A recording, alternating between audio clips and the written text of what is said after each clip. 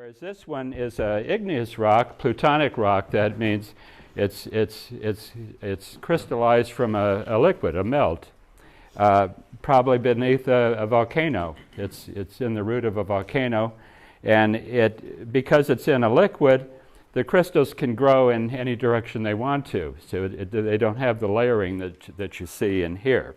So when we go out, we might. These are the two rocks types that are common in this area. The metamorphic rock is more common right here. If you go miles away, you'll see more of the granitic type rock, and probably you'll see less of these in the creek. And you'll see a lot of rocks that you're not really sure about. They look gradational, and we might see some of those too. So my history is, I studied geology at UCLA. I went to Stanford and studied geology there. Got a master's, and I got interested in hotspots. These are localized volcanoes that can be in the interior of tectonic plates, like Hawaii. They're also on some of the spreading zones, like Iceland. And another one is Yellowstone. So I was looking at the Yellowstone is a explosive rhyolitic volcano. I think it erupted about 730,000 years ago, and this would be, the caldera now is about 20 miles by 10 miles, very large.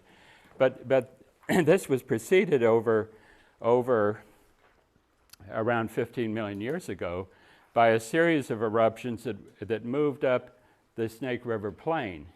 What is a rhyolitic? Rhyolitic would be high in silica. So this would be a rock. This is a granitic rock, high in silica, and the rhyolite would be the volcanic equivalent of that. So whereas in the Snake River Plain, as the Snake River Plain formed, then that was followed by basalt volcanism, which is high in magnesium and iron. Anyway, then I worked about nearly 20 years as a petroleum engineer. I got another master's at USC, did that, and on the way, I worked for Texaco mainly, and initially, and then Unical, Union Oil of California, working on computer simulation of oil and gas reservoirs. Along the way, I got involved in invasive plant control. I first started off producing and directing a film on feral donkeys, wild burros in the desert. And that's on YouTube. This is now 40 years ago, so it's a little bit out of date, but it's still there.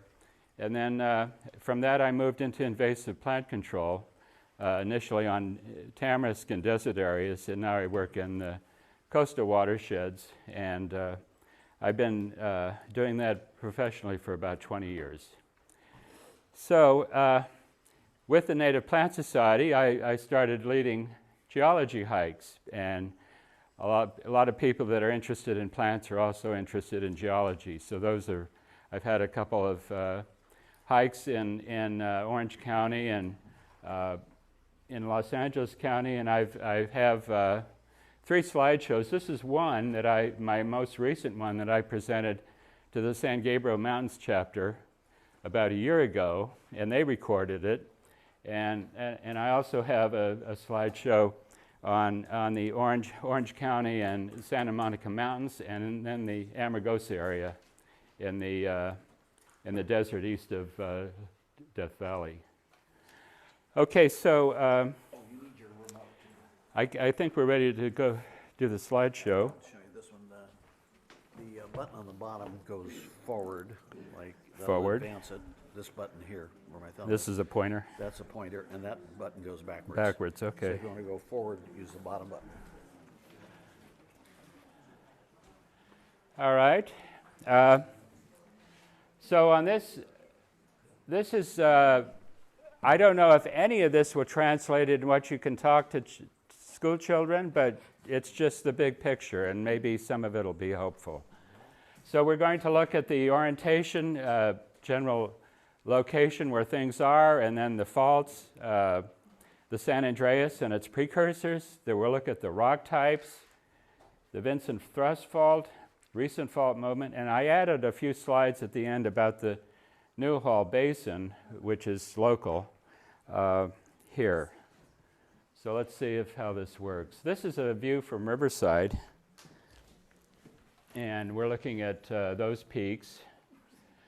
So this is the transverse ranges going all the way through here, which is this trend that is unlike most of California. Most of California is more of in a northwest direction for the mountain ranges. Here in the peninsular ranges, and then the coastal ranges going up towards San Francisco. But the transverse ranges cut across, and through that we have the San Andreas Fault, which is a factor of where these transverse ranges are. And this is a plate margin now between North America here and the Pacific Plate here. North America Plate goes all the way to the mid-Atlantic. The Pacific Plate goes all the way to Japan and is moving in this direction. This plate is moving much more slowly into the west. Here we have, again, the transverse ranges now, the peninsular ranges here, and then you have the coastal ranges going up to the northwest. The Sierra Nevada are more of a north-south range. These transverse ranges have a different history, and my view is that the fact that they're all in a line is somewhat coincidental.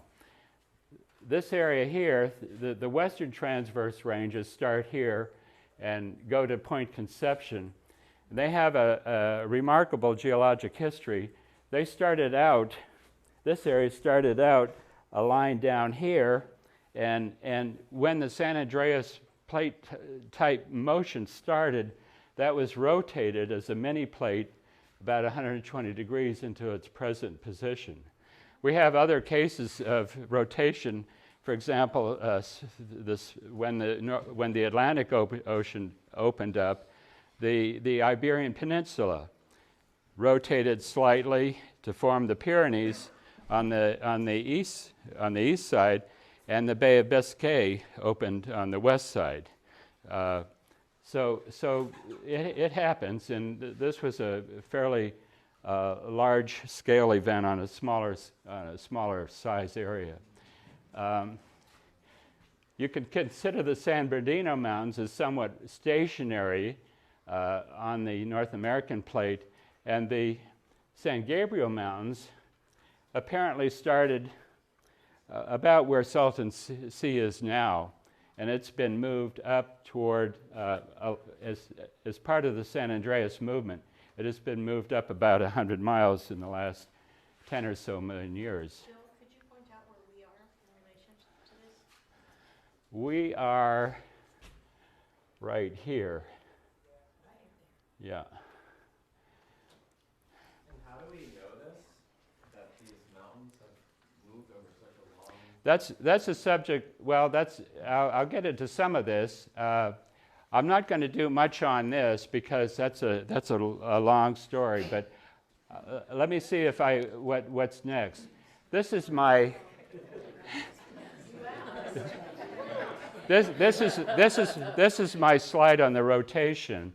So what it shows, here's the western transverse ranges. So we have the Santa Monica Mountains and then the Channel Islands here. And you can see where they presumably started out. The main point of evidence is paleomagnetic directions in the rocks. And what happens is that when sedimentary and volcanic rocks form, they have magnetic minerals, and those can align with the Earth's magnetic pole at the time. And so what you see is if you measure that magnetism in these rocks, they're not pointed at the North Pole now. The Earth's magnetic pole is not exactly at the North Pole. It's somewhere around Greenland. But it moves around, and it's generally, the average is at the North Pole. But the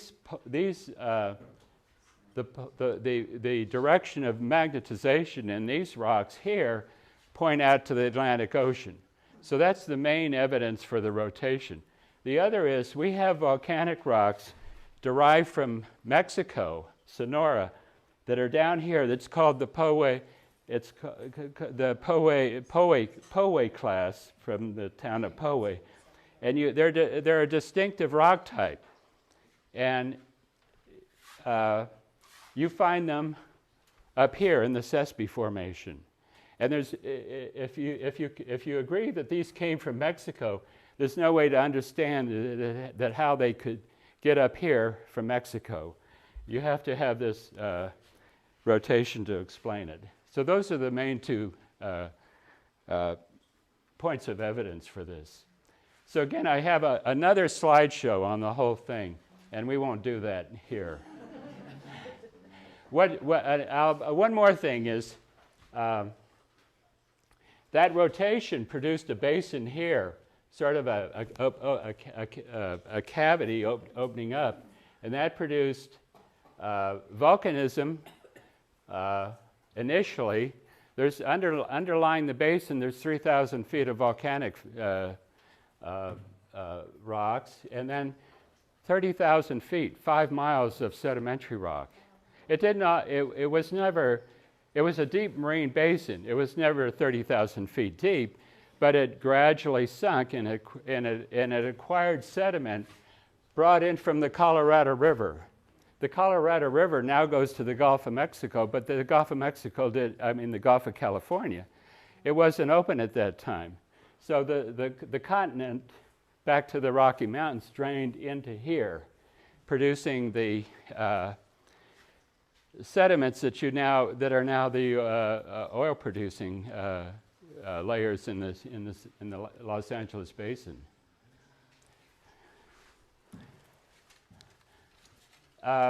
So here's our geologic map now of the San Gabriel Mountains, and we have the San Andreas Fault again on the north margin. And then we have a couple other faults. This is the main one of interest, the San Gabriel Fault. And this is I'll get into this later, but this is a precursor of the San Andreas Fault. This is now inactive, and we see it in the topography. It forms the big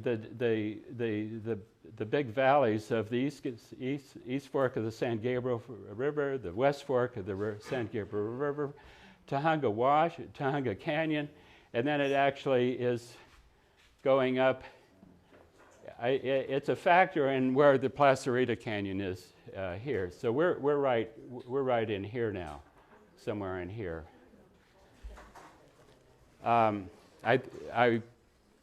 It may have a different name here, but it's at least the main part is the San Gabriel Fault. Then we have the rock types also, which we'll get into also. So here's I have a little section here on the San Andreas Fault. Here's the San Andreas Fault here. The San Gabriel Mountains here. And you see that it's making a bend here to some extent, and then it goes more in a northwesterly direction here. Here's the San Andreas Fault here again in blue, and then there are subsidiary faults that are also active in accommodating that plate motion between North America and the Pacific Plate, the San Jacinto Fault, and this goes up through through the Badlands near on Highway 60 through Riverside, and then it goes through Lytle Creek in here and joins the San Andreas. And then here is the Elsinore Fault, goes through the Elsinore Basin, which is, where is that?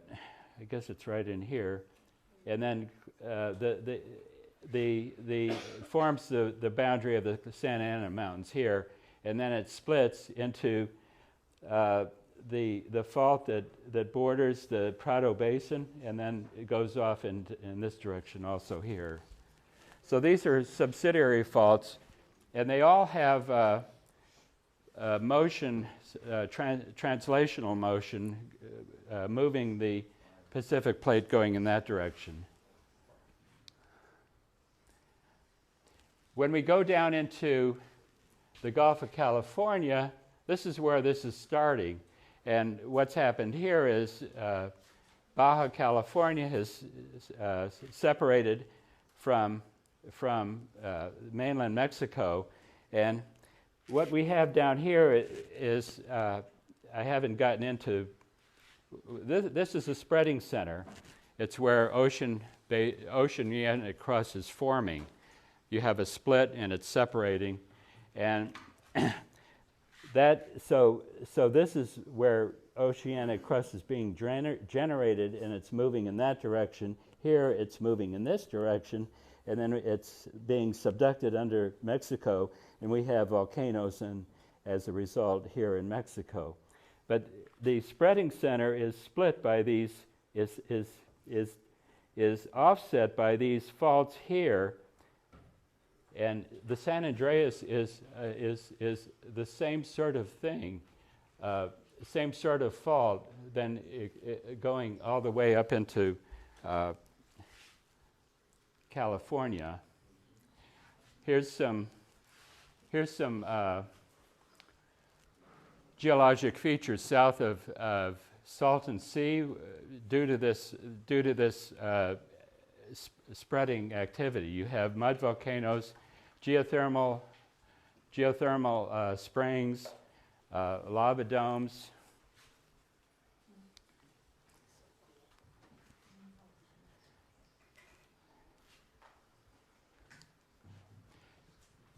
Let me go back here. Now I'm going to show you some views of the.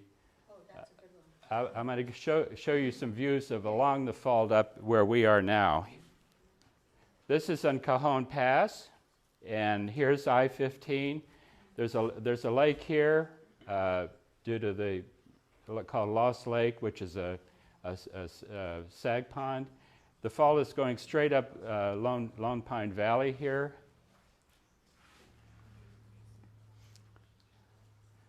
And here's an aerial view of that photo was taken right here.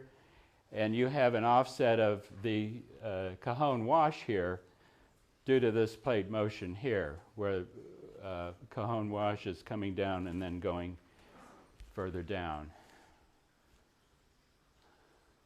Here's Lost Lake. Bill, could you go Where? back to that wonderful slide you had before you were doing the views? The photo that showed the different faults, yeah, right there. So, because that shows how we have the San Gabriel Mountains and our San Gabriel Fault that we're right next to. Right here. Yeah, and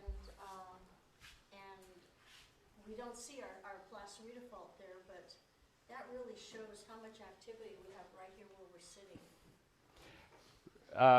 Remember, this fault is not active now. The plate motion, it's a remnant.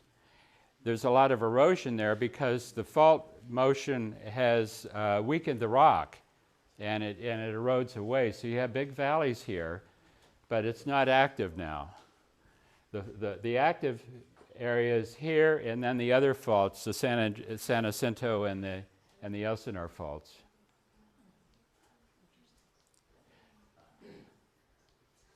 Here's another. This is called a.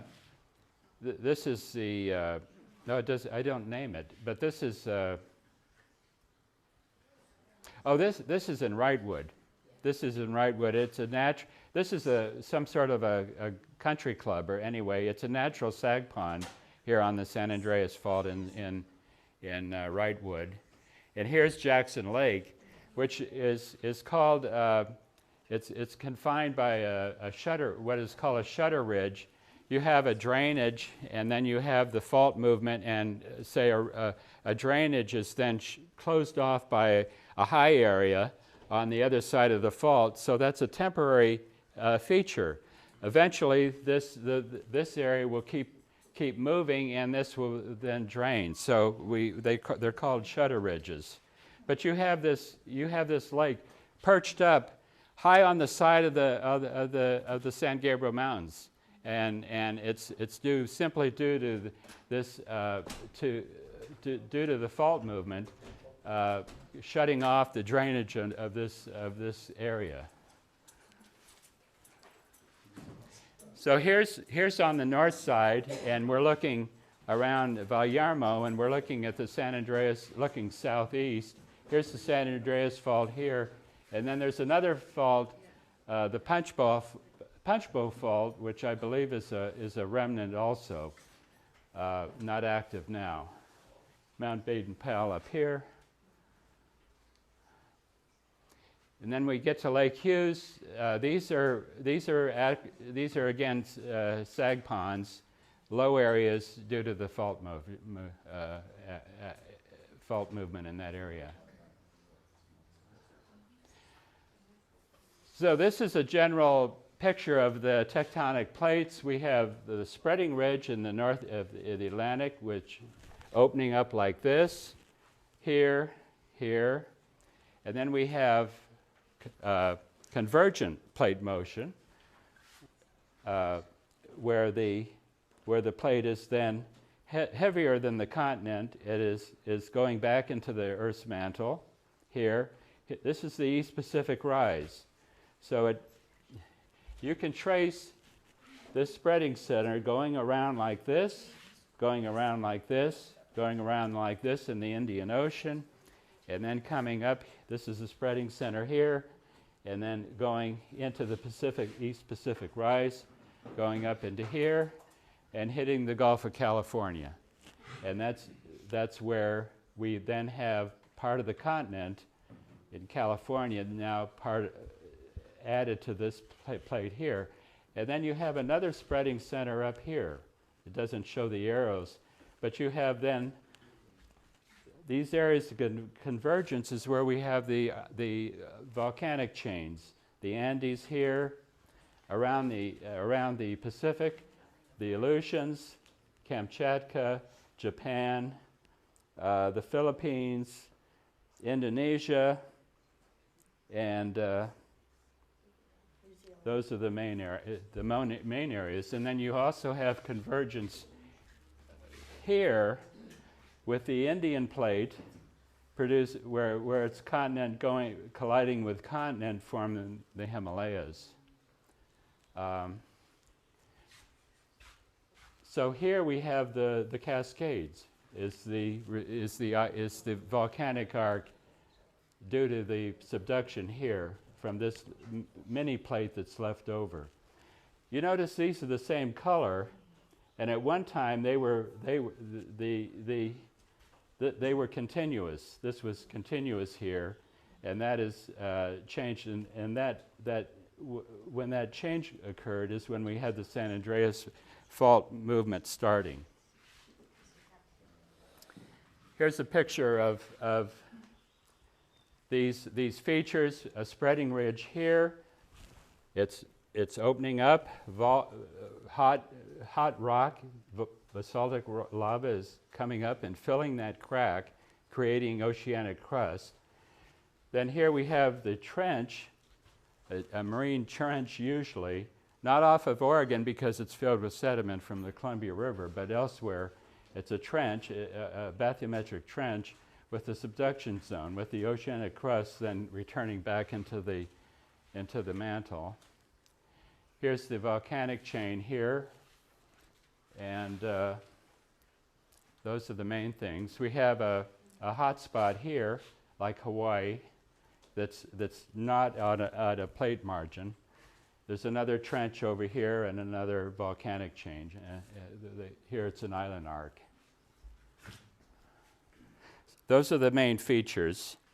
And this was all worked out around the 1970s when I was in coming out of graduate school.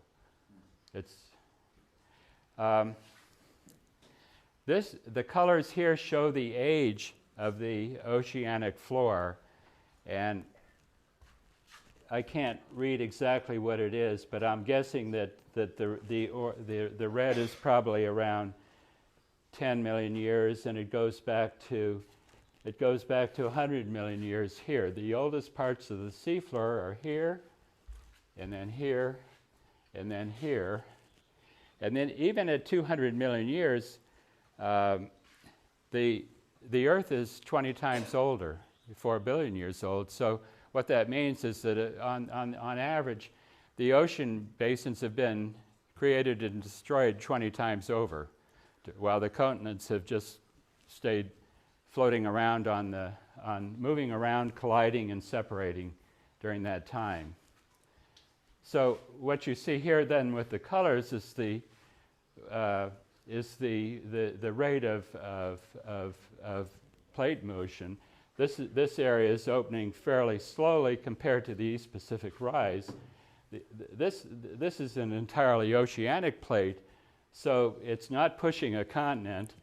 It's created and then it's destroyed here on both sides. So there's nothing. So it's a fairly rapid creation of oceanic crust there.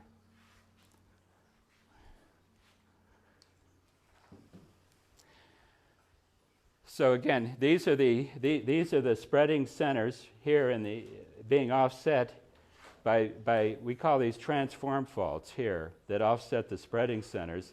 We have a very long transform fault here, which is the San Andreas, and then we have another spreading center up here, and then we have a convergent here, subduction zone, and the Cascades here.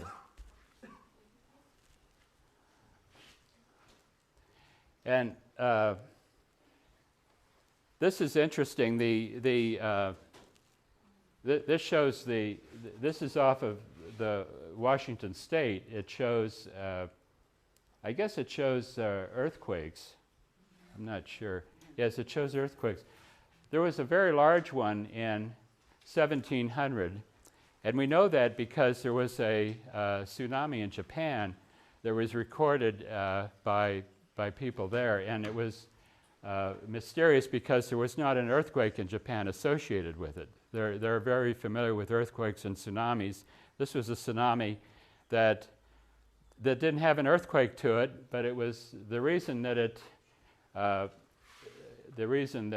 was they didn't know about, they didn't have an earthquake is the earthquake was happening in Oregon and Washington, and there were very large land movements along the Oregon and Washington coast, with some areas going up or down vertically by 30 feet or something like that.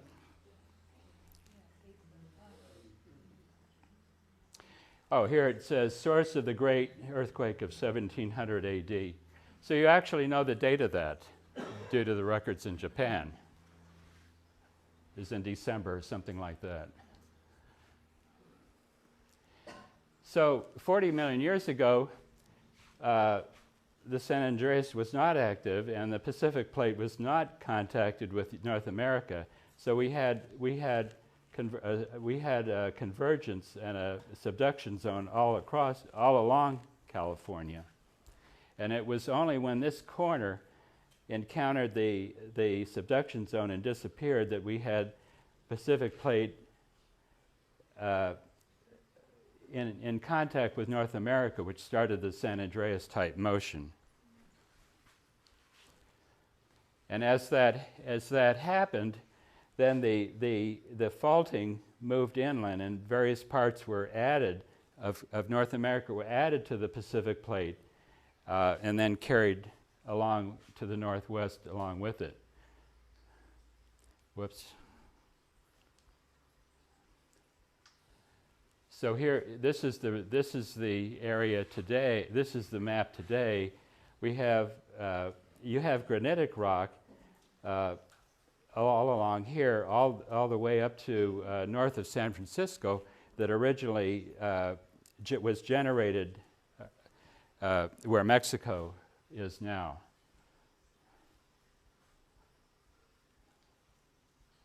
I think at this point we're going to look at some of the topography from the old faults.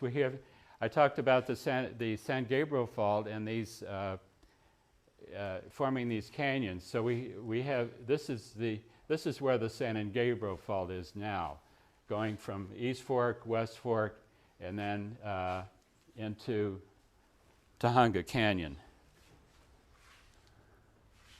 Here it is. Here's a Google Earth view. So here's the East Fork here. Here's the East Fork here. The San Gabriel River is going out. Here's the West Fork.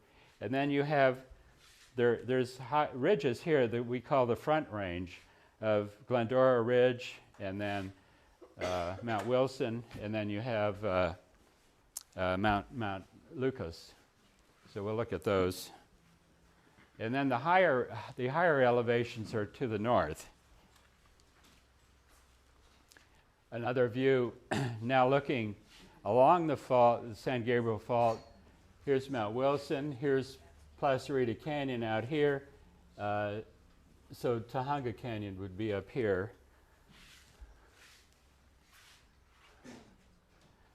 And here's looking southeast now. Here's Mount Lukens. Mount Wilson would be here. Glendora Canyon Ridge there. So so Placerita Canyon actually. Now this is Big Tahunga Canyon right here. It comes out here, but the fault trace is like this.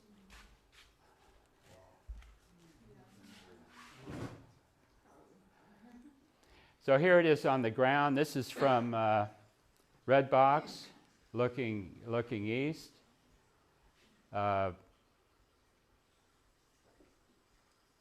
Yes, looking east.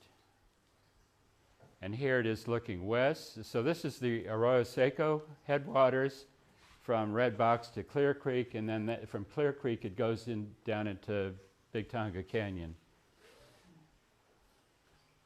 Whoops.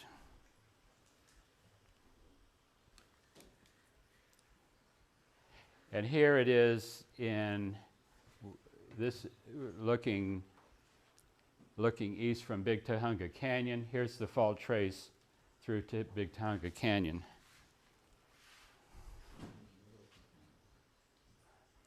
So this shows the evolution of the system from with the, remember this oceanic plate here, the Pacific plate is contacting North America, and as that happens, the San Andreas the San Andreas fault type motion lengthens, gets longer, and more area formerly of North America is transferred to the Pacific plate, which is shown here.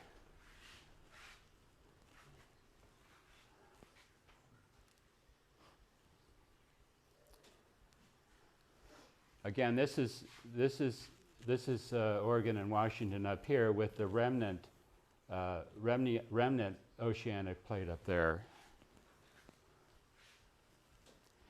Here's another diagram of the whole story, going up, Pacific plate here, and then contacting the North America, and then this fault, San Andreas fault, or prototypes lengthening, and more areas becoming attached to the Pacific plate. This would be before the Baja California is moved, and now it's flipped up here, and now the motion is flipped from outside Baja California to the Gulf of California. Whoops. Whoops. So what I think is going to happen ultimately is that not my original idea, but what is happening as that type of process continues, eventually the California the plate margin will shift again inland, probably up through Owens Valley, and there's already some fault motion in that direction.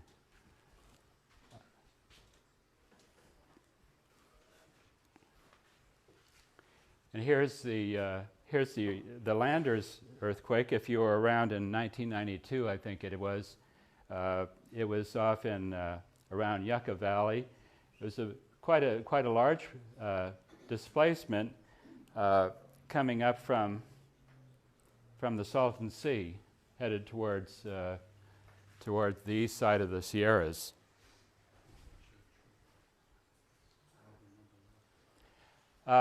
I have now just a few more pictures of the Front Range again, and then we'll talk about rock types.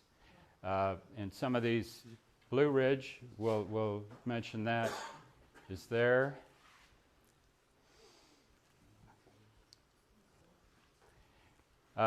Here's Mount Baldy, Glendora Ridge, Ontario Peak, and there's some volcanic rocks that are in Bonelli Park that are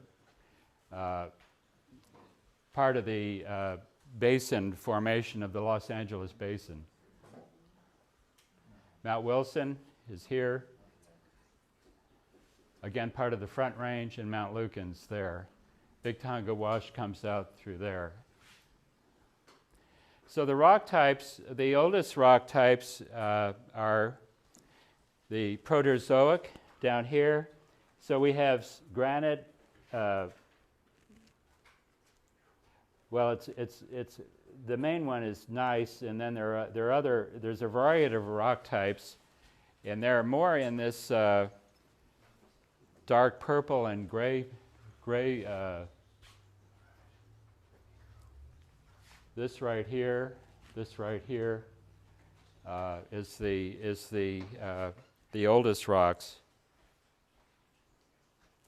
So. The oldest rocks they extend across North America. It's the crystalline basement of North America is over 1 billion years old. It extends from California to the Appalachians. Here it is in the Grand Canyon. We have 1.7 billion years. It's called the Vishnu Schist. And that's overlain by the Paleozoic strata, which is completely flat and undeformed. So here's a picture of migmatite gneiss, similar to this rock here near Mount Baldy. So it's probably started out as granite, but it's been recrystallized under pressure, forming layering, but it's also very hot and plastic, so that layering is deformed.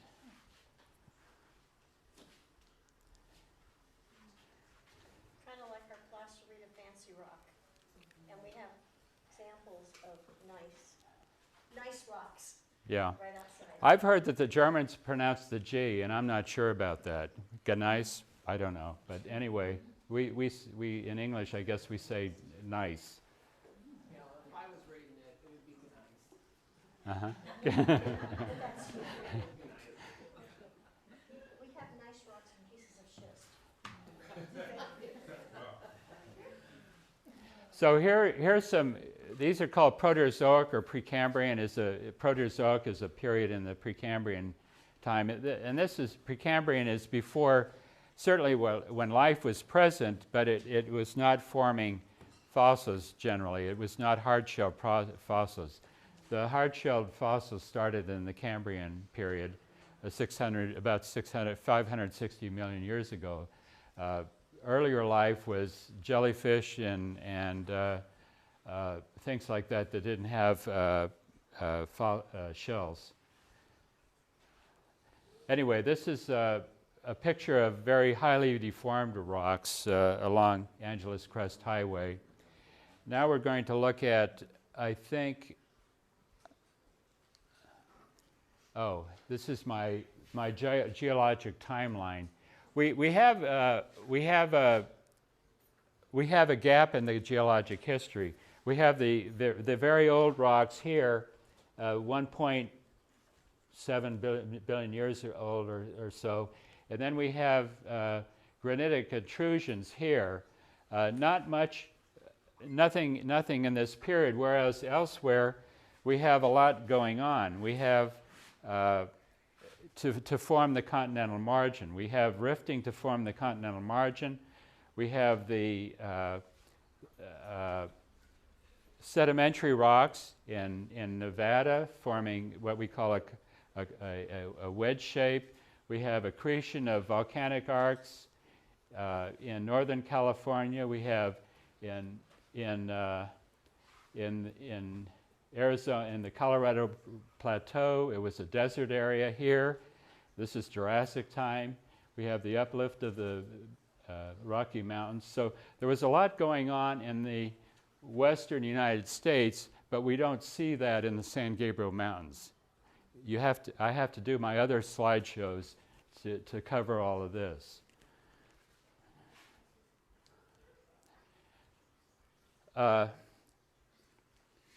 This goes back to the formation of the western margin of the North America. About 1.1 million years ago, let's say about a billion years ago, this was a larger continent. This area here, Antarctica and Australia, separated to form the Proto-Pacific Ocean, and that's what formed the western margin of North America. And as that happens, what you have is, as the seafloor is developing, not only does the Earth, the Earth has a magnetic pole, but that you may or may not know that it flips occasionally. So the North Pole becomes the South Pole, and the reason for that is not really clear, but what that does is it creates magnetic lineations in the ocean floor, and that's how we can date the age of the ocean floor. But what we have here if this was, say, western North America then, this was a passive continental margin. That is, it was just sinking gradually and accumulating sediment. So this would have been the continental margin after the rifting had created. California was not yet created. It was created by subsequent events. And this is how the continental margin looked. And we had a lot of carbonate deposition here, producing limestone and quartz sandstone. This would be in Nevada and the Death Valley area. This would be a Cambrian view of the Cambrian time, with the main largest animals were trilobites that have shells that are fossilized. Here's the tabular layers, very regular sedimentary layers of limestone and sandstone in the east of Death Valley. Then later on we had convergence at the plate margin with island arcs and continental fragments accreted to North America to form the Pacific Northwest. So there would be cases where there's an ocean basin is closed here, an island, a volcanic arc collides with North America, and then we call it accreted terrain here. So in northern California, there's a lot of a rock called serpentine, and this is I didn't bring I didn't bring one, but it's green. It's looks slippery like a lizard skin, which is part of the name, serpentine, and it State Rock of California. And what it is it's metamorphosed oceanic crust, basalt. But all of this serpentine here in green was ocean floor that's been accreted to North America during the Paleozoic time. Later on, we had the sandstone that I mentioned, and this is in Red Rock Canyon near Las Vegas, and it extends all the way through Zion and Arches National Parks across Utah. So those are things we don't have that were going on while not much was happening in the San Gabriel Mountains. What we did have eventually then was granitic intrusion, and that's here in this pink color. So at that time now, California looked a lot like South America now with the Andes. We had an oceanic plate offshore descending beneath the continent with volcanoes. Water is carried down, and that lowers the melting temperature of the rock and produces volcanoes about 100 miles or 60 miles inland from the trench. So this is the position of the Mesozoic volcanic arc from the Sierras, from the Peninsula Range through the Sierras, and into Idaho here. So the Sierras are older than the Andes? Yes. The Sierras are Mesozoic. The North Sierras are still active volcanoes. The southernmost volcano is Mount Lassen, and then you have that's part of, but that's not the Sierras. That's the Cascades. So that's still active. That's still young. But the rest, where you have the granitic rock of Yosemite, that's all around 90 million years old. So, and it's from this period of subduction when California resembled South America. So here's this red is granitic rock. This is the Sierras here, and then you have the Cascades up here, and then that would have continued down here, and then you have also granitic rock that has been carried along the San Andreas now up as far as here, all along here, but that formed when this area was further south.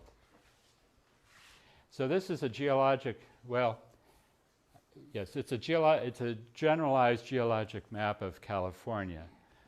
You have this, and it's most of it is Mesozoic time as a result of this period of convergence. You have the remnant volcanic chain here. The coast ranges it's called the Franciscan Formation. This is a remnant oceanic trench deposit.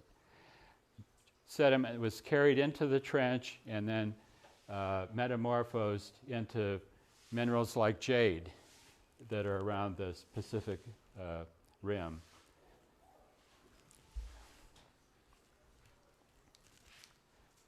So here we have the Cretaceous granodiorite along the Angeles Crest Highway. Compared to the metamorphic rocks, it's very It's very isotropic. It doesn't have the layering. You have large boulders there's no way to say what was up. It's just like this one here. Here's a close-up of it at Griffith Park.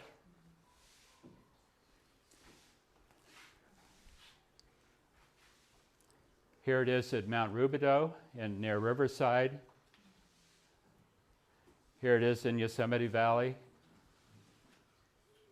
So again, remember, this granite is formed as the roots of volcanoes.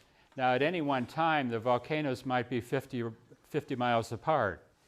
So a relatively small magma chamber at any one time. But then over millions of years, the volcano's locations would move around. And so eventually the whole area becomes granitic. And there's just a few places that have remnant remains of the overlying rock masses. These are called roof pendants.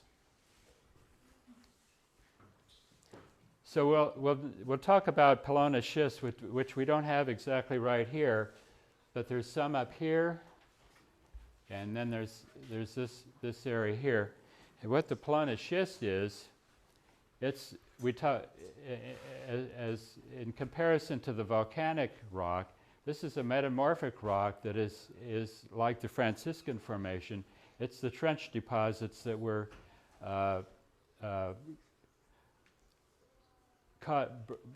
brought down into the subduction zone and metamorphosed there.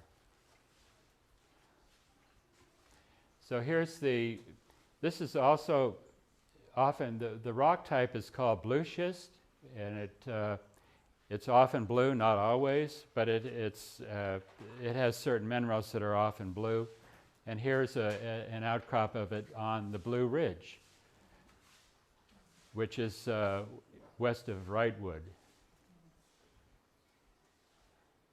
So the minerals are glaucophane and lawsonite. It's an amphibole type mineral, produced at relatively low temperature and high pressure in this subduction zone. Here's a big boulder of it on the Blue Ridge.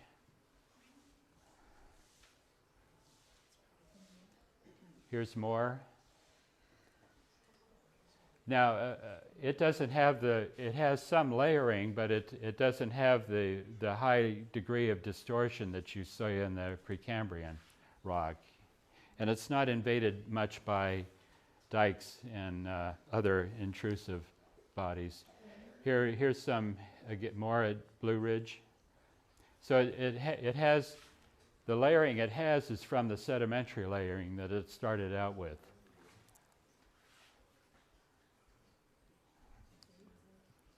Here's a view of Grassy Hollow Visitor Center, and the red is all the Pelona schist under Mount Baldy, and then there's overlying Precambrian rocks that would have been part of the subduction complex. So where is this Grassy Hollow Visitor Center? That's on the Angeles Crest Highway. It's about Outside of it's Wrightwood. huh? Outside of Wrightwood. Yeah, it's to the west of Wrightwood. It's on the Blue Ridge west of Wrightwood. Here's another view of it.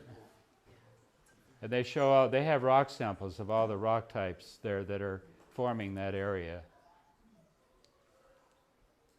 So here's Mount San Antonio. So Blue Ridge would be somewhere in here, I guess.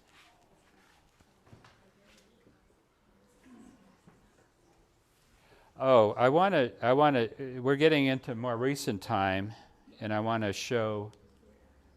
I'm showing the area of Cajon Wash here. this area here. Whoops. So this is I-15, and we're looking at the Cajon Wash or the Cajon Amphitheater, and the San Andreas, you might remember, is going up Lone Pine Valley here, but we have some Mormon rocks that were formed in a fault basin during the San Andreas type movement, and now they're been folded and uplifted. Considered to be 15 to 18 million years old. And then we have the in-face bluffs along here. This is the start of the Mojave Desert. And this area was deposited as alluvial flans off the San Gabriel Mountains. And then due to the fault movement and erosion, they're now left, they've been beheaded, you might say. And the alluvial fans are eroded at the head, but they continue off into the Mojave Desert. Here's the inflates. This would be the San Andreas Fault, I believe, here. So you have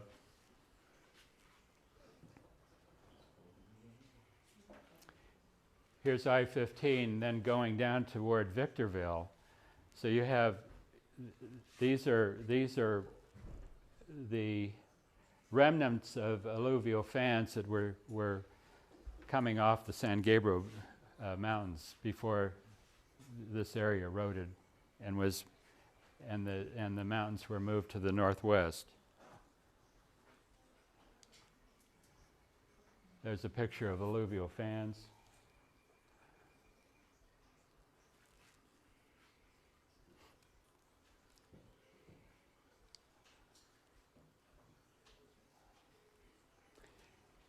I thought this was interesting. There's a lot of, I think, prospecting holes here because there were quartz fragments brought down from the San Gabriel Mountains along with other sediment, and I think prospectors were looking for gold deposits here, but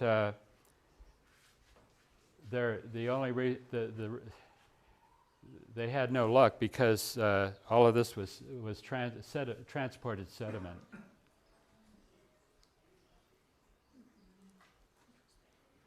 Oh, now here, this is our map of this area here. Here's the San Gabriel Fault right here, and we are now,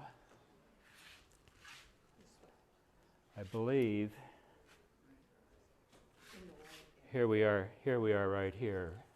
So we're in, this is granitic rock around here, and we're in metamorphic rock mainly right here. And I have a couple pictures of slides to continue to show the more recent sediments here.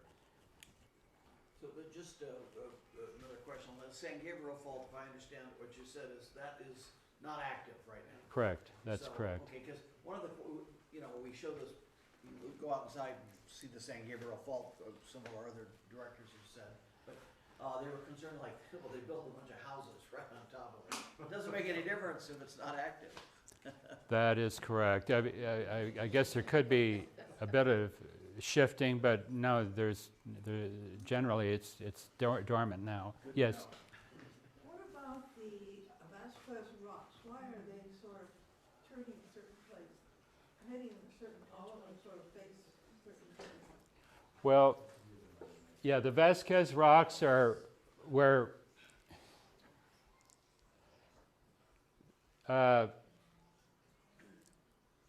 they're closer to San Andreas, and I think their deformation would be due to this movement of the whole area toward the northwest. I don't know a whole lot about Vasquez rocks. I need to learn more about it. But your question is, why are they tilted, or?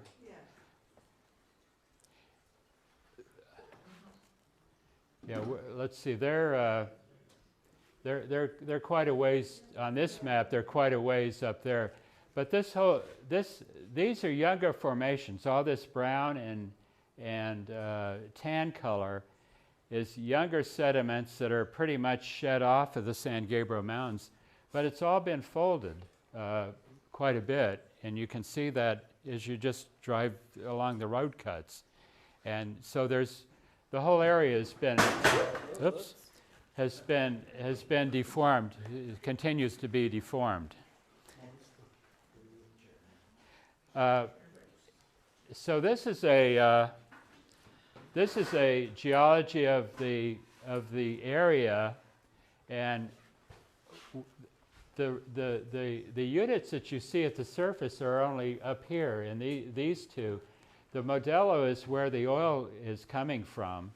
It's that would have been when there was more of a marine area influence here. Here's the basement complex, Mint Canyon. Some of these these do crop out, but the Modelo does not. And here's a view from Tom Dibley's map, and it shows these are oil wells, and they're going into the Modelo Formation and getting oil here. But this formation is not at the surface in this area here. This is Towsley Canyon, Lion Canyon, Santa Susana Mountains. But this formation crops out further south.